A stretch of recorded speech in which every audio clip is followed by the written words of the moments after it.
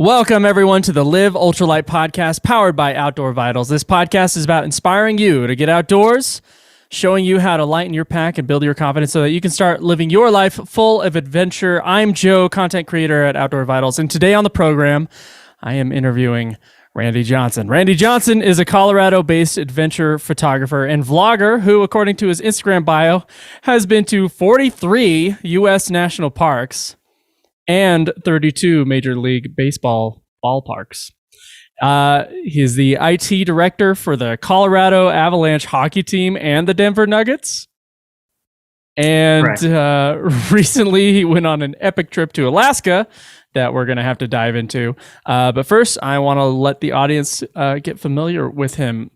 Randy, welcome to the program. Yo, how's it going? It's going great, and I hope that it's going great for our audience at home as well. I know you're living in Colorado. Did you grow up there? No, I actually originally from New England, but grew up in Cleveland.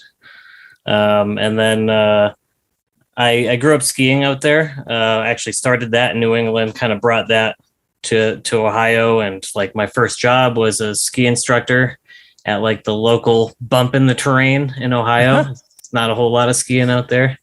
But then, I asked for a ski trip to Colorado for my 18th birthday, and my dad brought me out here. And since then, I knew I had to get out here at some point. So, yeah. Where did you go skiing in Colorado? In Colorado, I go all over. There's like two main ski passes, but like my favorites are wait, are you asking where I went? Yeah, where you went when you were... yeah, sorry. he took me to Vail. So Vail, okay. Yeah. I worked in Vail last winter. Oh, no kidding. That's why I was curious. I was like, oh, nice. Last winter, though, apparently not a very good year for skiing in Vail. Do a seasonal job up there? Yeah, I just got a seasonal gig. Oh, nice. And I worked like the parking lot there and was like riding in the middle of the night. That's what I went there for. Yeah. And, it was a lot of fun seeing all that stuff. I never went skiing though. I was really? I was there and I never went skiing. Wow. Because it's super expensive to go skiing there. Yeah, it's kind of gotten out of hand. Yeah, it's crazy. It's also crazy that like the town of Vail, it has less than 5,000 people live there, but it gets an influx of like bazillions of dollars every year. So they have things like really economical and free transport system for the entire town. Yeah. And all these, and like free internet for the entire town, all these like crazy amenities. That's part of it. I loved being up there. We were just talking about this because Vail's one of those weird places where it's not like a Breckenridge where there was a town like already in place, with like a population, and they, built a resort nearby. Like Vail is there because it's just the resort, and their village is not even a village. It's like all part of the resort. So it's just kind of one of those weird things. It's a collection of shops, 2 grocery stores, and then millionaire houses. Designer furs. And 2 apartment complex, 1 for city employees. Yeah. So when did you actually make it out to Colorado? 10 years ago. I've been here 10 years now. So it was right after, well, I guess for my senior internship, I got an internship at a sports agency out here, and then never left, never planned to. Nice. Still don't. So Colorado is a great place for backpacking. Beautiful state. Like, I agree. Absolutely amazing state. What got you into backpacking? Were you into backpacking on the East Coast, or is this a newer thing? I would say that all of my outdoor recreation has been a new thing pretty much since moving to Colorado. Even like national parks, like you could have said the word Yosemite to me when I first moved out here 10 years ago, and I'm not sure I would have even really known what that was, to be honest with you. So I got into hiking. One of my old roommates asked me to go on a hike, and I was like, sure. I've always been somewhat outdoorsy, but we never really went hiking growing up or camping. I had never slept in a tent growing up. My parents had an RV, and every once in a while we'd go to a campground, but yeah, never owned a tent. And we were mostly hanging out in the RV where my Sega Genesis was, so, got into hiking out here. The camping kind of just followed because that's kind of what everyone does, at least dabbles in camping. Everyone's got like a cheap camping setup, just in case they get invited on some trip, Yeah. So it kind of started with that, with just cheap, heavy camping gear.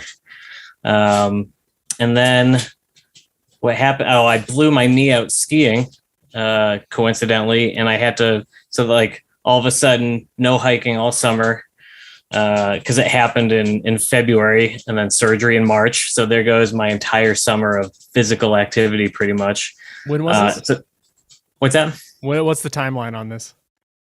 This was like five or 6 years ago. Oh, okay. So not that Yeah. So with that, no physical activity, then I really started getting into camping. And so all my friends were out playing volleyball and softball and stuff in the park. I couldn't really participate, so I just started camping. And that summer I had, I think, like a 14-week stretch of camping at least one night. And most of those were solo camping trips. I was just by myself. And then one thing I started to learn was like trying to find a car camping site on the weekend in Colorado can be pretty stressful and not a whole lot of fun. And then I started thinking like, oh, what if I just like hiked in a half mile? Then I could get any number of campsites, right? I wouldn't be fighting with all these people. And so that kind of is what got me into backpacking, or at least planted that seed, that idea in my head. So yeah, that's kind of how it started. And that's how it started, and then it went from there. Yep. I know you've been to a lot of places. I've been looking at all the social media. You also have a YouTube channel where you've posted some trips on there. You do a lot of photography while you're out there. What got you into photography? I just got sick of taking shitty pictures. I'm sorry. Can we swear on here? I'll have to ask Tayson if I have to bleep it, but you can swear. You can bleep me. Okay. So yeah, I got sick of taking bad photos. So like any problem, you just throw money at it and it goes away, So that's honestly, I bought my first camera maybe like 15 years ago, maybe back when I was still living in Ohio. And I think I spent like $250 on some Canon SLR camera off eBay. And it's just like, I've just kind of kept upgrading cameras ever since. So nice. I still have the T3i. That's do you? Yeah. Yeah. I feel like I can't go back. Every new camera is just another upgrade, and I'm just throwing more money into this. I would say still hobby. Yeah. But oh man, no. I love it though. That's an expensive hobby. It is. Yeah. But so is skiing, That's true. So is backpacking, or at least it can be.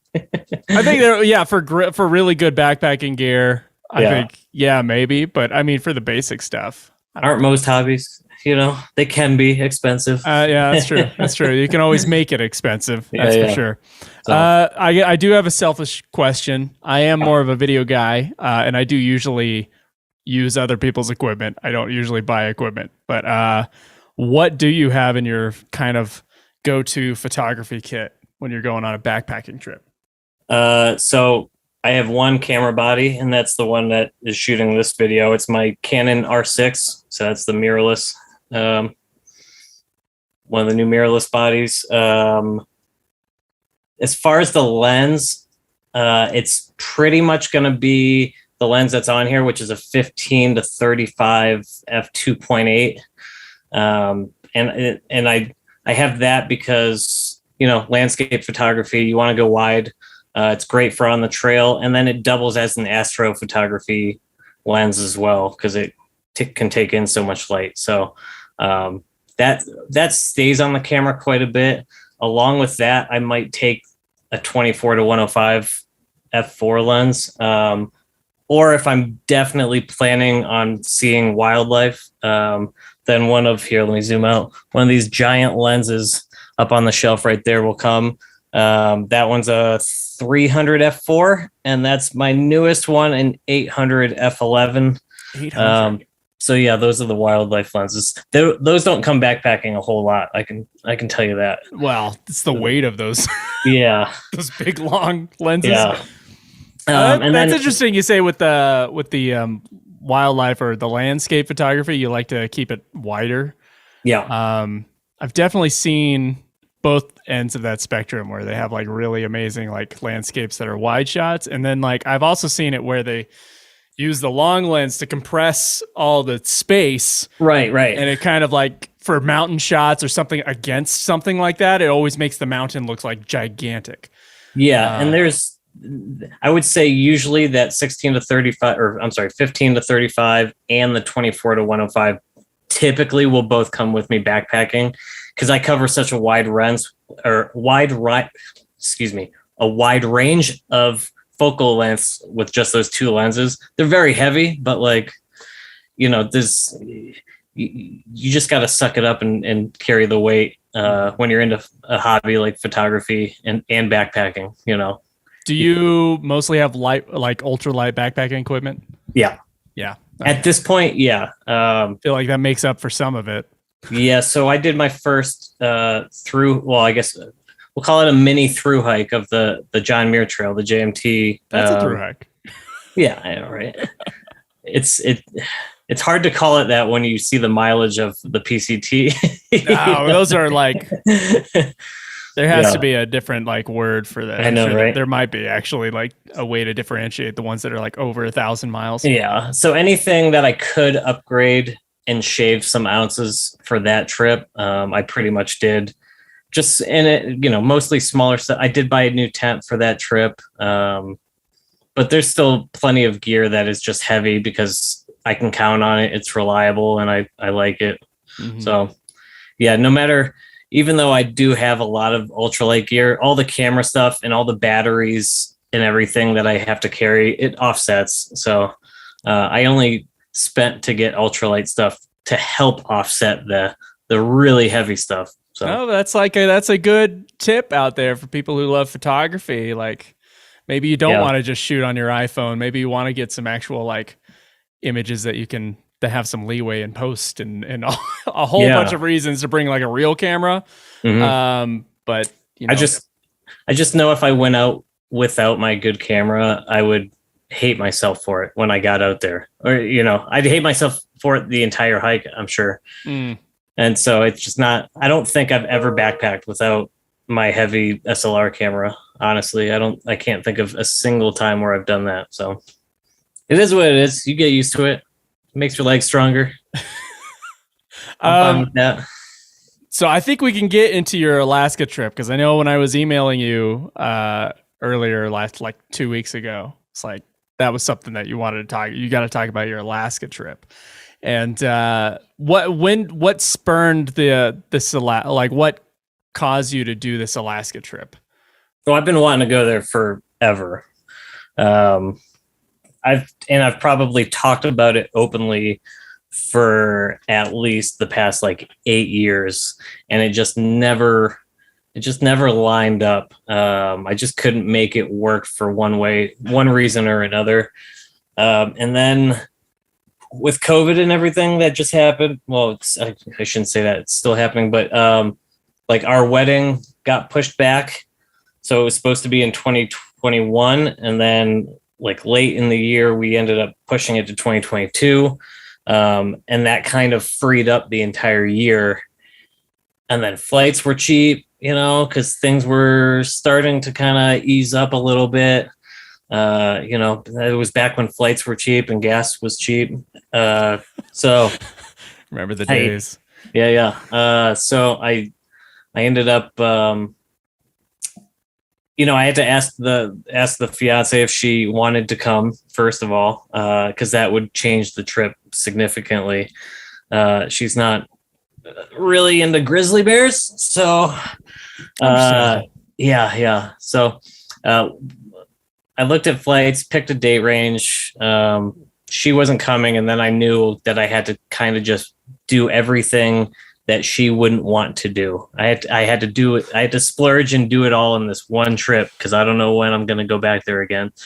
I will. I just don't know how long it's going to take for me to get back there. So yeah, I treated it like most of my trips to a new area where I'm just trying to do and see as much as humanly possible with the time that I have there. So I don't care if that means driving all over the place or, lack of, not getting a whole lot of sleep because I'm constantly on the move. That's what I knew I had to do. So ended up doing 5 of the 8 national parks up there in just 8 days. It was about 35 total hours of driving and also 2 round trip float plane flights to 2 of the national parks. So is that the only way you can get into some of them? To the 2 that I went to, yes. Wow. Yeah. And there's 2 more parks that you pretty much have to fly into as well, way up north. Wow. Okay. Yeah. So how did you come up with an itinerary for such a massive trip? Just research, really, it's kind of like, it wasn't a whole lot different than planning any other trip, which for me is kind of trying to figure out where I want to be for each like sunrise and sunset, and then just kind of filling everything in between.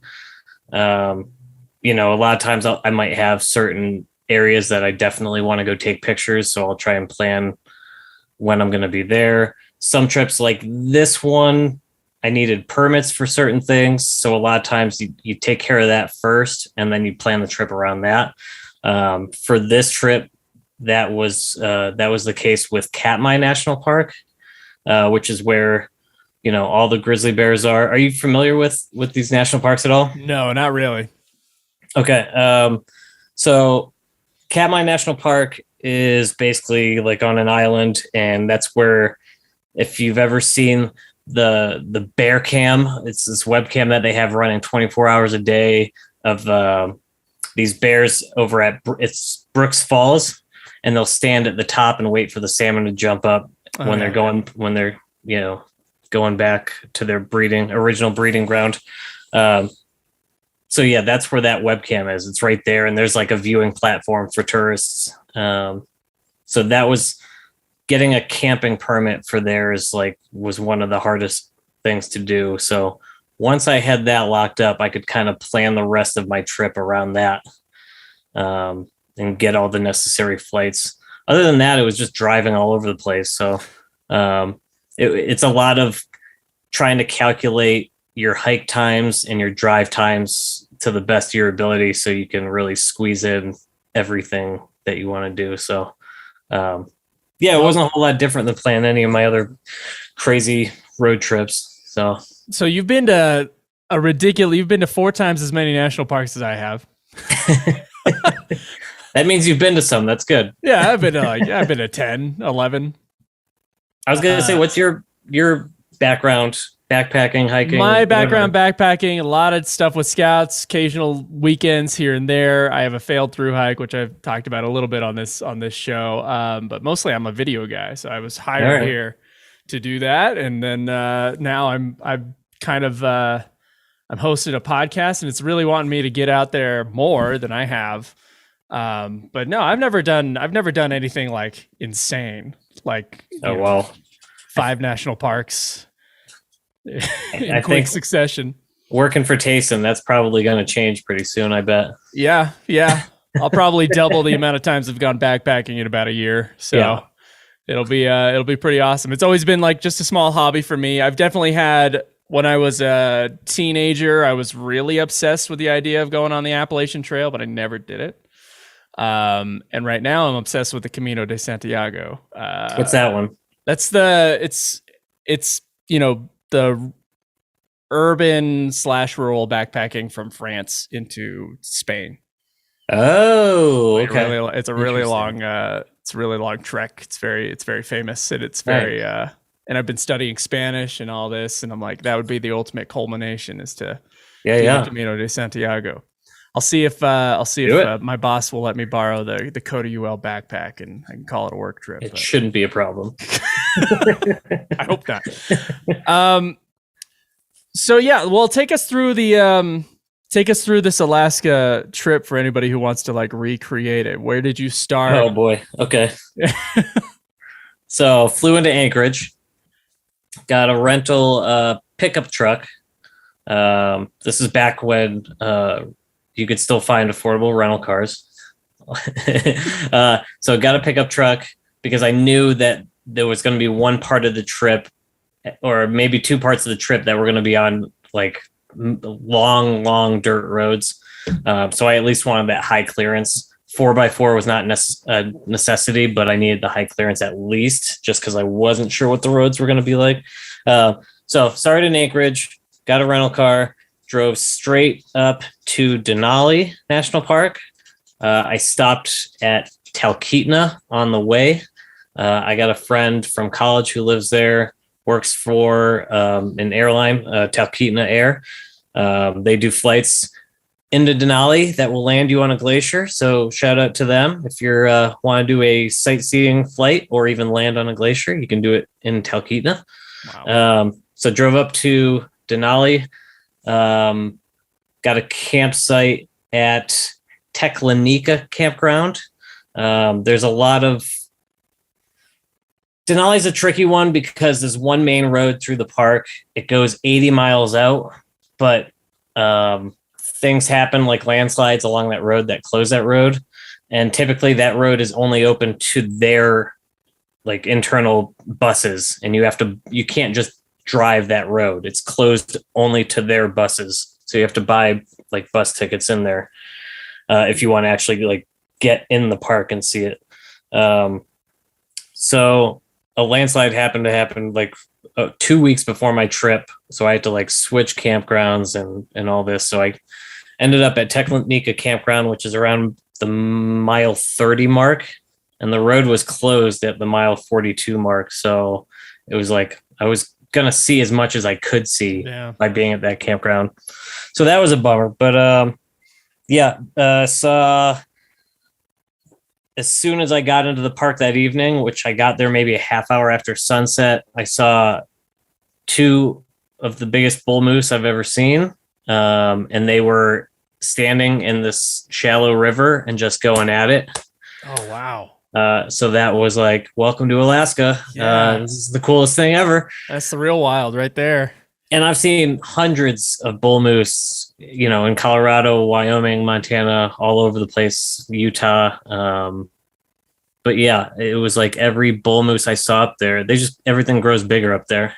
Those Alaskan moose are insane. What is Denali? So the Denali National Park, is there anything to see that, like, I realize it's natural preserve, there's going to be a lot of like beautiful like spaces and stuff like that. What is kind of the focal point of that park besides Denali? Is there anything else like the mountain? Wildlife. Okay. I was just curious. Yeah. And one thing you'll also learn about Alaska national parks is very few of them have any actual hiking trails, like constructed and maintained hiking trails. They like to keep everything as wild as possible. You're free to just get out there and hike wherever you want.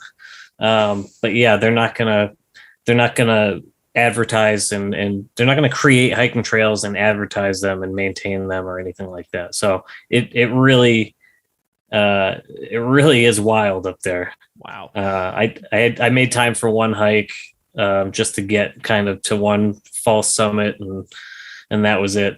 That's kind of the one thing that was a bummer about doing a trip like this the way I did it, was there wasn't a ton of time for hiking, which is normally what I would love to do. But, my first trip to any new area, I just like to see as much as possible. And then I know where I want to spend more time on the following trips, Yeah, that makes sense to me. It's interesting. I gotta pick your brain about national parks after you get through your Alaska trip. Sorry, go ahead. Yeah. So anyway, was in Denali, saw caribou, saw the 6th biggest bull moose I've ever seen in my life. Didn't see any bears. I believe I would have if if the rest of the road was open, but I feel like most people do. So after Denali, then I had a long, I think like 13-hour drive, I think, from there all the way down to Wrangell St. Elias National Park. So I drove all the way down McCarthy Road, which is like a 60-mile dirt road. It's like, any National Forest Service road out here in the state. You got to plan your services, don't you? Yeah. So gas was a big concern. But from in that area, there is like one last town where you can fill up on gas, and you should be fine to get all the way out there and back. I've had a little like mini heart attack going through Death Valley before. Oh yeah, I didn't realize there wasn't going to be services for like 50 miles or something like that. Yeah, on this road where no one's there. Like it really is desolate. It's in my car before degrees. I got to Irontown. Is that the name of the town? I don't know. Iron something is on the California side. It's like the very first town. I was almost on it. Like I was getting there, and I had seen other people like pull over to the side of the road. I have no idea if their cars were overheating or what. Yeah. But now I think about gasoline all the time when I take a trip anywhere. I'm just like, okay. And I almost brought an empty gas tank with me just for this trip. Yeah. Just because I knew one of the things that happened was I did talk to one gas station attendant about gas, and they were like, oh, there are gas stations along this one road, but I don't know if they'll have gas left this late in the season, which is just not something you think about, but up there, that's a very real thing. It's like they'll have like a certain amount of gas, and they'll be like, all right, we're not going to put any more in this late in the season. Wow. So yeah, that was an interesting thing that I just didn't even dawn on me. Would have never thought about that. So yeah, went to the town of McCarthy and Kennecott. And there's a great, it's basically the one most popular hike in that park, out onto the glacier. And I want to say the glacier name, but I think I've mixed up every single glacier that I went to. Let's just say it was either Root Glacier or Exit. Actually, no, it was Root Glacier. Yeah. So that's like the one main trail in that entire park. And it's a massive park. And that's just like, I think the easiest, most accessible part of the park is that McCarthy Road on the southern side. So I went there, hiked on a glacier. That was great. And then, so I camped one night there, hiked in the morning, got in the car, drove straight out of there, like 8 or 9 hours, to some town where my flight was leaving the next morning. I like how we think of it as like, oh, you're just in Alaska driving around. Alaska's a gigantic state. Yeah, it's massive. I mean, look at it on a map. Like Google image search Alaska compared to USA, and it's literally like half the size of the entire like lower 48. It's crazy. It's yeah. So yeah, went from there to some other town down on like the Kenai Peninsula. I made it like halfway that night, and then finished the rest of the drive at like 3 a.m. Had an early flight to Lake Clark National Park, where I did a guided fishing and photography day trip. So yeah, I was by myself for that, but put with a group of 6 other guys who happen to be from Colorado. And all 7 of us caught our limit of 3 fish. And wow. Yeah, so after that, I was like, here's my rod, don't need it. I'm taking pictures the rest of the time. And that was just like the most wild part of, and definitely the most memorable part of the entire trip for sure, was Lake Clark National Park. Just never have I ever felt like I was intruding, like this was the bear's land and we were just intruding. Like, wow. We land the plane on the lake, and then your guide is there in a boat already, and you hop in the boat with him, and he takes you down the river. Was this one of the ones that was specifically you had to go in by plane? Yeah. Is that what you're talking about? Okay. Yeah. Wow. So yeah, I just did a day trip out there. So you hop in the boat with the guide who takes you down the river, and then he'll pull it up on shore, and then we basically all just pick a different place on the shore, and you're walking right along the shoreline, and it's just fish skeletons everywhere. It's like it's a massacre of it's just fish skeletons everywhere you look, and you're like, oh, okay, there's got to be bears. Yeah, and then as like we didn't see any bears immediately when we landed, but he was like, it's cold, they're bunkered down still, and give it like an hour. As soon as it starts heating up, they'll be popping out everywhere, and like within 15 minutes, oh, there's bears, and then they're popping out from behind you in the brush, and they're just everywhere you look. There are bears everywhere, and it's wild. That's crazy. I've seen one bear in my life ever. Was it black or grizzly? It was a black bear. Okay. So it wasn't like that threatening, and it was way less so like when we were just in the middle. We were in Sequoia when we saw the bear, and it was less scary in real life than I thought it would be. Mm-hmm. That was something I noted, but I have seen the movie Grizzly Man, and that makes me like terrified of the grizzlies. Yeah. They're massive creatures, man. Especially where Grizzly Man was, and that's where I went the following day, was to that place. Was that he was on like right around Katmai National Park. I think he was actually on Katmai National Park property or land rather. So yeah, we did fishing. All right. So yeah, let me back up real quick. So did the day trip, flew back to land, and then I drove from there all the way back up and around back to Anchorage. Got a campground that night that I had booked in advance.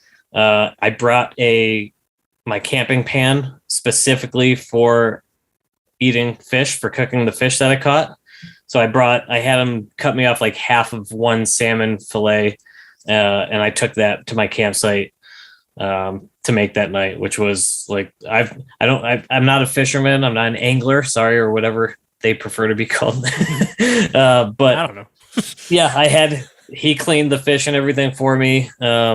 So yeah, I had a cooler, threw it in the cooler, brought it to the campsite, cooked it up for dinner, and that was like the full Alaskan experience to me. Was That's cool. Being in this insanely wild place, surrounded by bears coming out everywhere.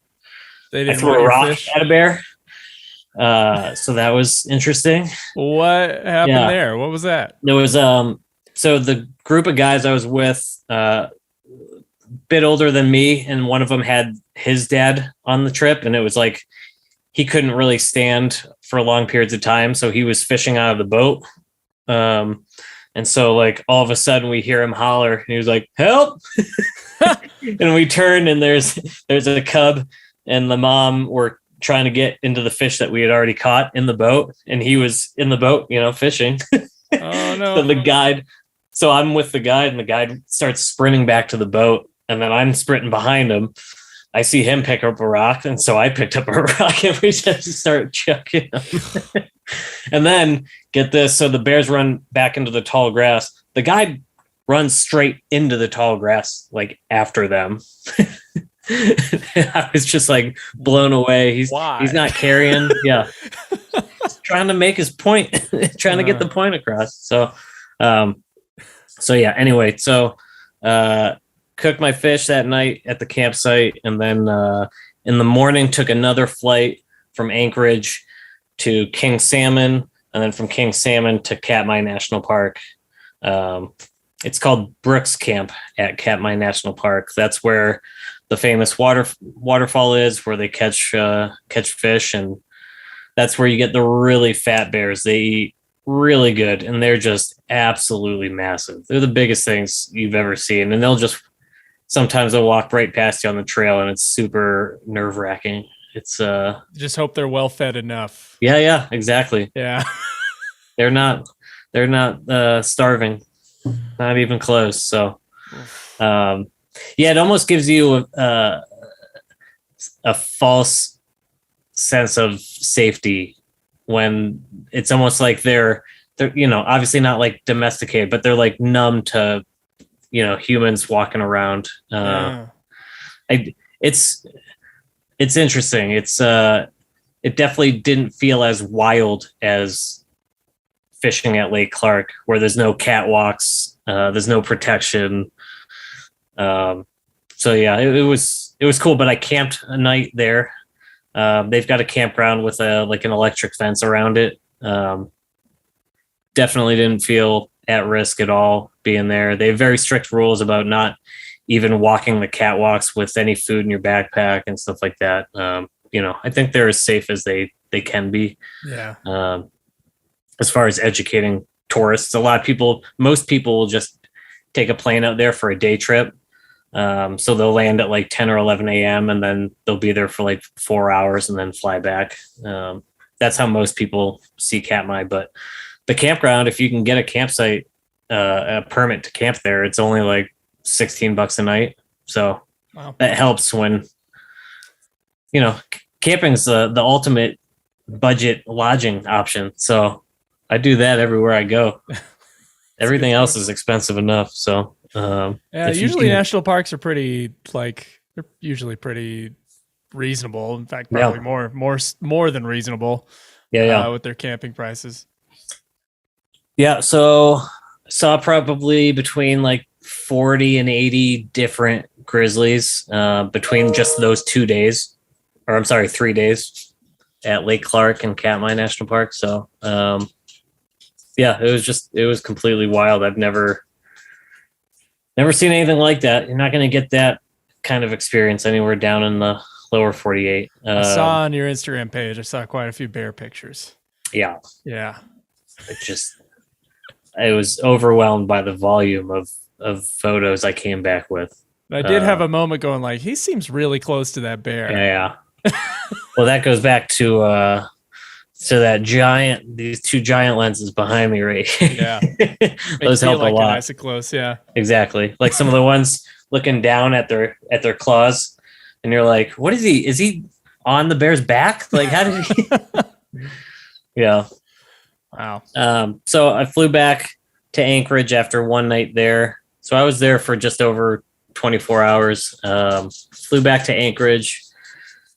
Immediately got in the car and drove down to Valdez. No, not Valdez. See, I don't even know where I went. Whatever the town is, right outside of Kenai Fjords National Park, whatever that town is. Why can't I think of it? Valdez sounds very Spanish for an Alaska town. Valdez is, that town does exist. That's not a made up. Was it Seward? Maybe it's Seward.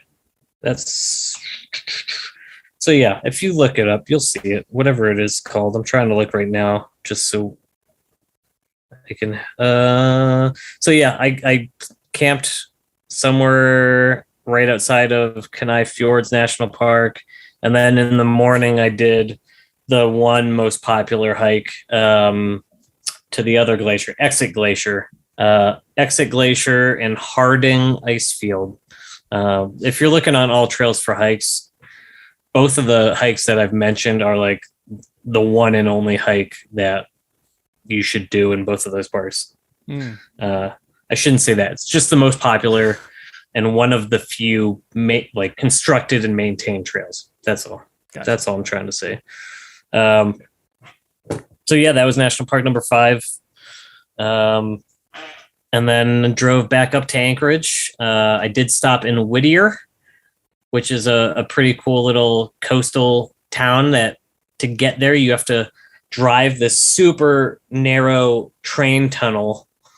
You literally the train, the tracks still operate and they still run the train through there, but you can drive it too. And it's one way. So you literally have to wait every half hour. They send traffic the one direction, and then the other half hour they send traffic the other direction. So it's pretty interesting. So yeah, I stopped there, made a little outdoor detour to Whittier on my way back up to Anchorage. And that was it, man. I got to Anchorage and then I just stayed along the coast and tried to spot a whale or something, anything. Did you spot anything but cool? Yeah, that was the trip. What's that? You spot anything cool on the coast? No. I should have gone and sat down and had like some king crab or something like that because I didn't see anything. So now that you've gone to, how many national parks are there? Is your goal to see every single one? Oh yeah. Okay. I unless they added more, I think we're at 62. Oh wow! So you're getting relatively close. Yeah. And that's if you include the St. Louis Arch, which is, I'll just come out and say it's the dumbest national park. Seems like it would be more of a national monument or some other. The only one in a metro area. It doesn't make sense. That's but anyway, interesting. I don't mean to rant. Give me you got like a top 3 or top 5 that you've been to so far? Yosemite, Grand Tetons, I just love so much. Beautiful. So that's just got to crack my top 3.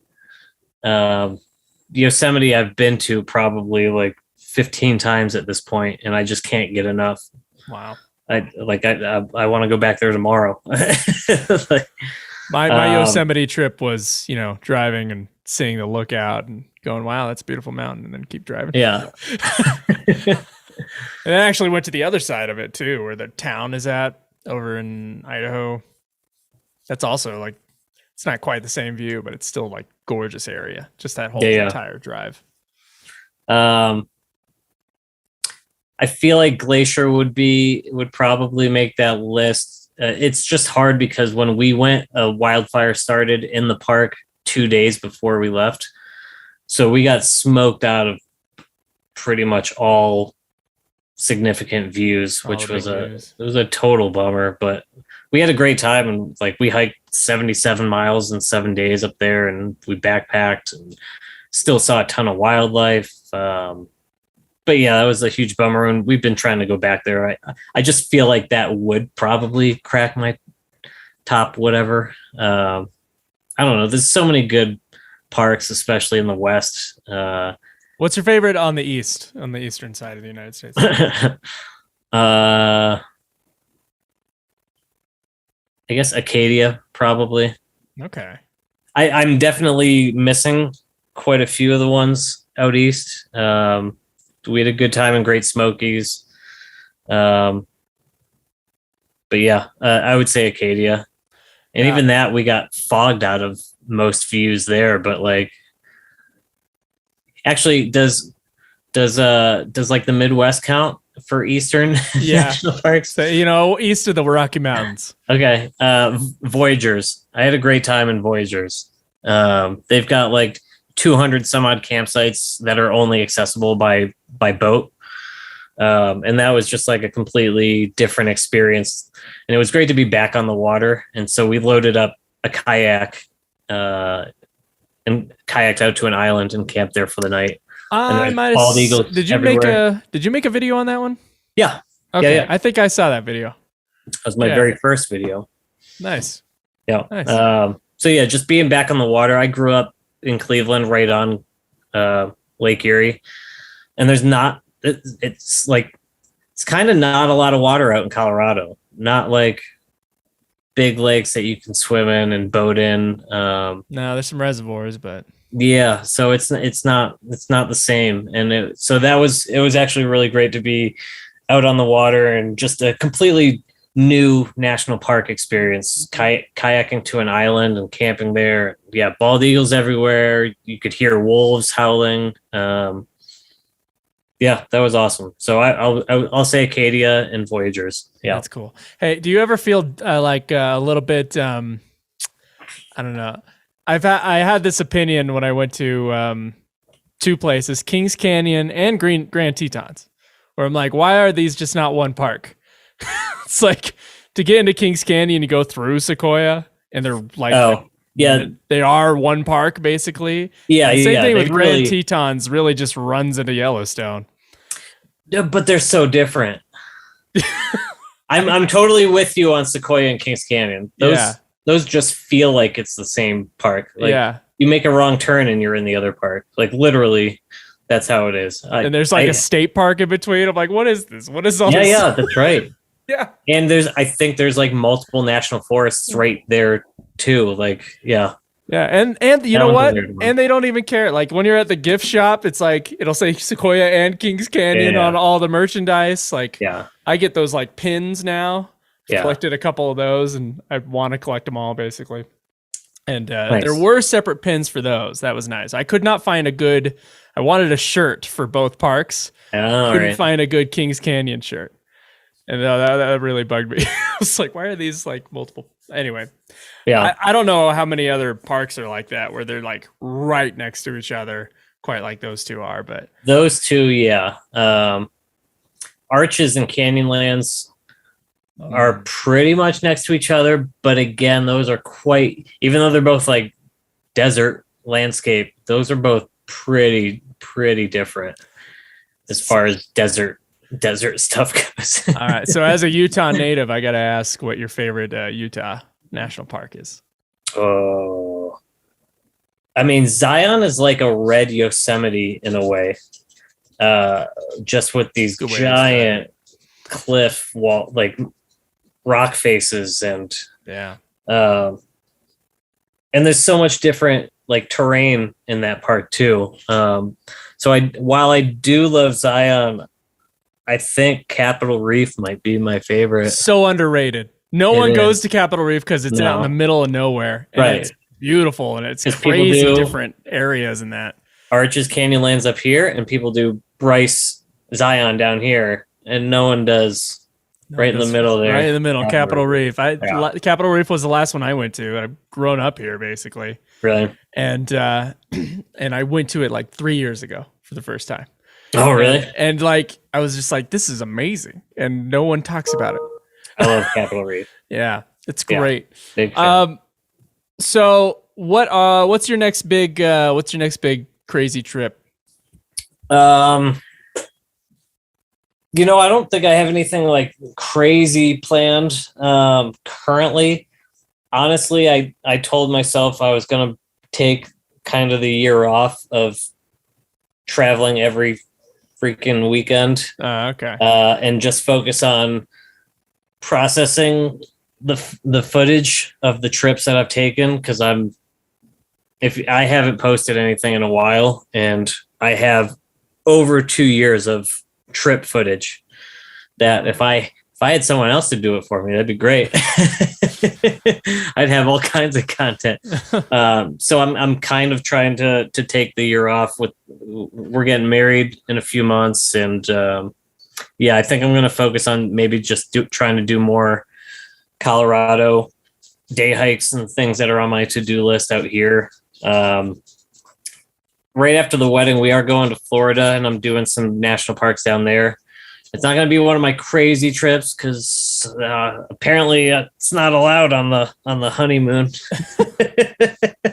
But we are going to do all 3 national parks down there. We are camping on Dry Tortugas National Park for 2 nights. And then we are going to go do an airboat tour in Everglades. Nice. And then, what is it? Biscayne National Park is the other one, kind of out by the Keys. And I don't know what you're supposed to do out there, but we'll see alligators. I don't know. Yeah, I don't know. From what I think I heard, like 90% of the park is water and 5% is land. So I assume we'll spend time on the water. I don't know. I haven't researched that one a whole lot yet. When I was a kid, I used to go to Florida a lot because I have family in Florida. I used to go down there, and haven't been to any of the national parks. Definitely have always wanted to go to the Everglades, but went to like Okefenokee Swamp and a few other areas, and the wildlife is pretty crazy down there. It's mostly the alligators that I was absolutely obsessed with, and still kind of am. So, I'm terrified. You'll take a grizzly, but not an alligator, huh? Yeah. Yeah. I don't mess with dinosaurs. That's fair. That's fair. I won't even get in a kayak down there. Not a chance. Oh no, I wouldn't either. Actually, maybe a motorboat, sure. Sure. Some like distance, the alligator's not going to jump out like a great white. So as far as I know, I guess I don't know. God. Just hope. Where can people find you then? Where can people find your photos and your videos? Outdoor Detour everywhere. Actually, this is probably a good place to say, go to outdoordetour.com. You'll see a link there for permit calendar. I got frustrated with trying to keep track of, important dates for all these different permits, because I know a lot of things have moved to recreation.gov for their permitting, but there's still so many other permits that have their own website, and it's just all over the map. So what I've done is tried to create a one-stop shop for keeping track of all important like permit dates for some of the more popular hiking and camping in the United States, at least. So go check that out, outdoordetour.com. You'll see the link, permit calendar. But yeah, as far as social media, Outdoor Detour everywhere. Instagram, mostly just Instagram and YouTube. I'm not on TikTok, not actively. Not yet.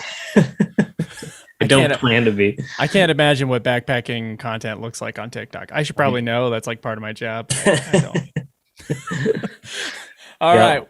Well, thank you, everybody who's listening. Please feel free to send us your comments, questions about backpacking, cool outdoor stories, or ideas for future episode topics. If we think it'll bring value to our audience, we will probably read it on the show. You can send them by commenting on our Live Ultralight podcast YouTube channel, which you guys should subscribe to. It's a small budding channel, so we need your guys' help to help it grow. Or you can send us an email by sending that to liveultralightpodcast@gmail.com. You can also send positive iTunes reviews that will be read on the show. And guys, once again, you can subscribe on YouTube or iTunes, Spotify, or wherever you get your podcasts. Randy, thank you so much for coming on here and telling us about your adventures. It's definitely very inspiring. Thanks for having me, Joe. It was fun.